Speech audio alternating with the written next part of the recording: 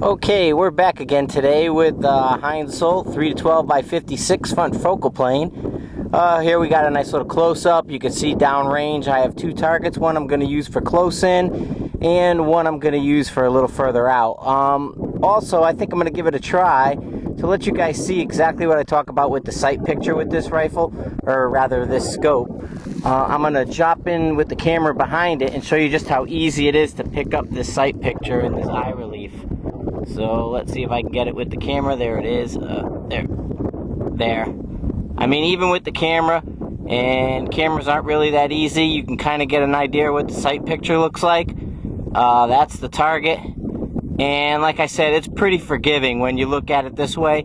And you have a camera that usually it's kind of a struggle to keep a nice steady sight picture.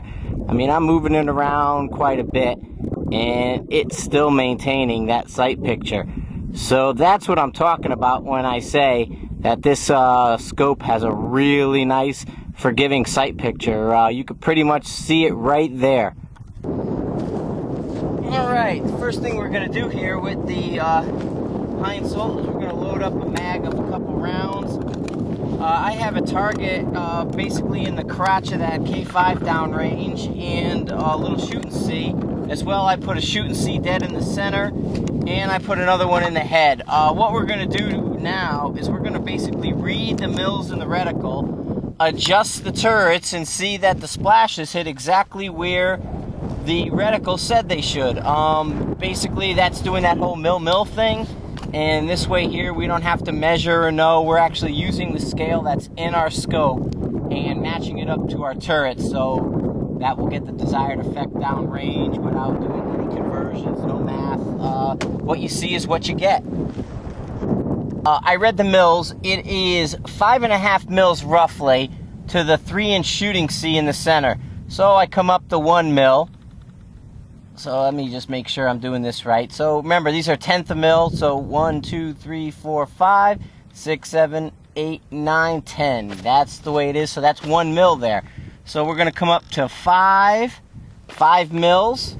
So that way there we can see that that's coming up there. Matter of fact, we'll get a close-up. There is 5 mils, and we're going to go about 5.5 because that's roughly what we read it to be down there. And we're going to give it a try from that point forward. So we have 5 mils dialed. We're going to maintain our same point of aim, and we should be impacting in the middle of the 3-inch shooting C downrange. Okay. We got that 5 mils dialed on. We're going to maintain our point of aim.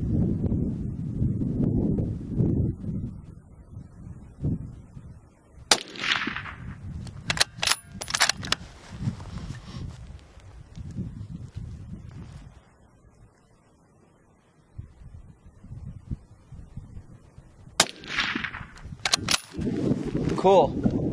I moved a little bit, but otherwise it's pretty good. We'll take a look downrange for you. Okay, as you can see, the impacts are right there in the shoot and see. It's probably about a 5.6, 5.7 mil to the very center, but we hit the shoot and see, so it did pretty much exactly where I read the reticle to be, and a little bit better reading would probably get us that little bit tighter in there, but pretty good down and dirty read, and it impacted right where we asked it to. Next, we're going to move it up even further to that one in the head. We'll be aiming basically in the center of the crotch down there, and then we're going to basically work it up to the head and see how that works out for us. But that's how we're going to just down and dirty for this and check the reticle. There's some better ways of doing things, but for what we're going to do right now, I think this is pretty good because our time is kind of limited. Alright, the next reading we have is roughly 9.8. It's just shy of 10, so we're going to take it to 9.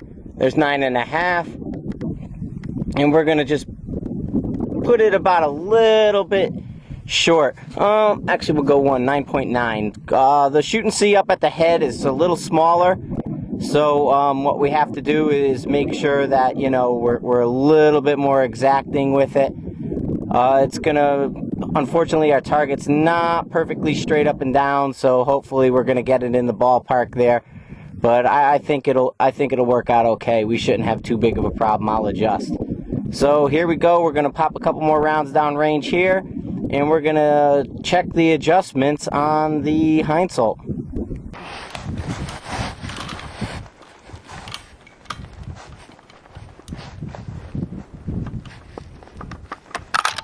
Okay, aiming at the bottom of the target.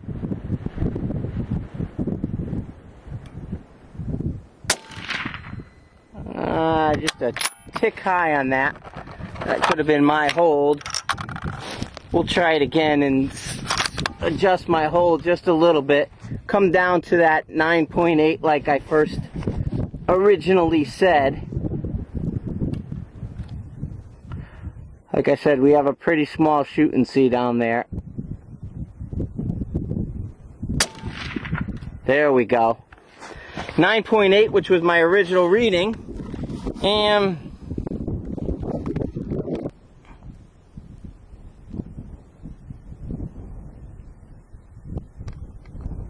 there's the shot in the middle of the shoot and see. Helps when you have a little bit better hold, but doing it a little quick on the camera. And to double check, there's my settings on the scope. Make sure we're not playing any funny games, but you can see boom, boom, right up there, and did exactly what it's supposed to. So I say zero issues with the Hensoldt in the tracking department. Okay, what we have here is we're back at 300 yards. We have a 5-inch shoot and see in the center of our silhouette down there. What we're going to do is we're going to use the Night Force X-Ball program to give us some dope. We got a little bit of a breeze. You can see the tower right up there. Flag's going pretty good. And we're going to dial that in and take a look and see what we have. So we'll see what the Hensoldt will do back at distance. It's got a really nice picture, good mirage going down range, and you could see the shoot and see. So okay, we got the Night Force here, and we programmed our conditions in, and it's telling us we need about 1.4 of elevation, and we need about 0.2 of wind. I'm saying it's telling us we need a tick more, but the wind's not so bad. I'm gonna go at 0.2 of wind, and we'll see what we'll do. So we're gonna take some shots, and then we'll get back to you.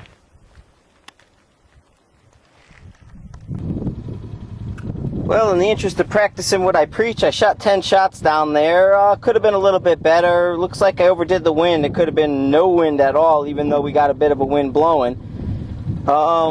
Everything looks pretty good, though. Not too bad for 10 shots. I threw one of them out there up in that little D2 ring, but shit, I'll take them. Like I said, testing out that core bond as well as taking a look at what it'll do. But looks like I could have held dead on the target.